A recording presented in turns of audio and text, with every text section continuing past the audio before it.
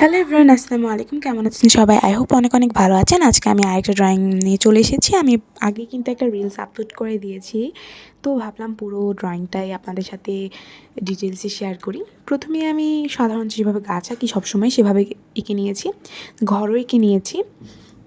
তারপর এঁকে নিব। আমি কিন্তু সব স্কেল ছাড়া আঁকার ট্রাই করি সবসময়, কারণ আমি স্কেল ইউজ করি না একদমই।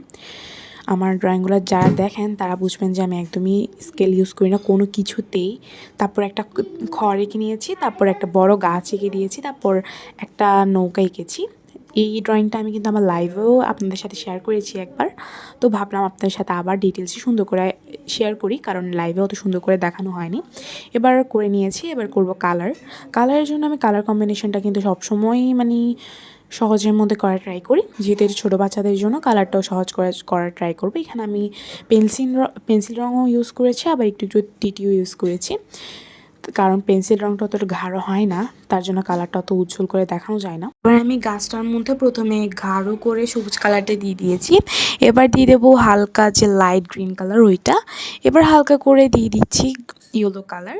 এবার পাহাড় গাছ আমি সবসময় একসাথে করার ট্রাই করি, কারণ যে কালারটা ধরি সবসময় সেই কালারটা দিয়ে পুরো ড্রয়িংয়ের মধ্যে যেখানে যেখানে ইউজ করতে হয় সব জায়গায় ইউজ করার ট্রাই করি। এবার আমি পাহাড়গুলোও করে নিয়েছি। এবার আমি এখানে গাছ যেটা ছোট ছিল সেটাও করে নিয়েছি। এবার গাছে ব্রাউন কালার দিয়ে দিয়েছি নিচের দিকে। এবার ঘরটাও করব। ঘরের মধ্যে আমি এক সাইডে দিয়েছি ইয়েলো কালারটা একটু লাইট করার ট্রাই করেছি। উপরে যে টিন সেটাকে আমি অরেঞ্জ কালার দিয়ে করেছি। সেম করে আমি পাশের ঘরটাও করে নিয়েছি। এবার আমি একটু এবার এটাকে আমি সবসময় কী করি, হালকা কালার করলে সাইড দিয়ে আমি একটু গাঢ় করে ডিপ করার চেষ্টা করি।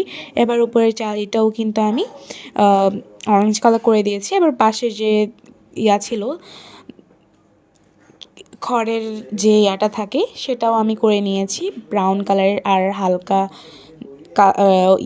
গাঢ় যে ইয়েলো কালারটা থাকে ওইটা দিয়ে। এবার আমি পালতোলা নৌকার পালটা করেছি, পালটা আমি করেছি একটু মানে গাঢ় করে দিয়ে তার উপর দিয়ে হোয়াইট কালার রেখে দিয়েছি, এটা কিন্তু উজ্জ্বল লাগছে।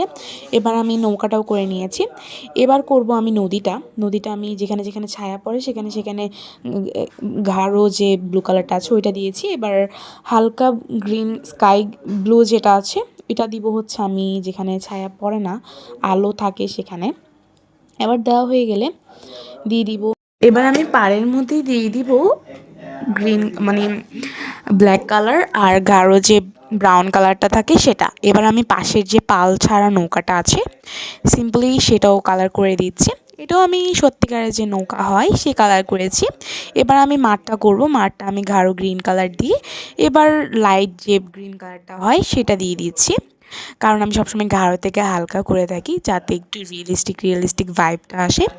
এবার এটা করে নেওয়ার হয়ে গেলে লাইট গ্রিন কালারটা দিয়ে দিচ্ছি। লাইট গ্রিন কালারটা দেওয়ার পর আমি ইউজ করব ইয়েলো কালার।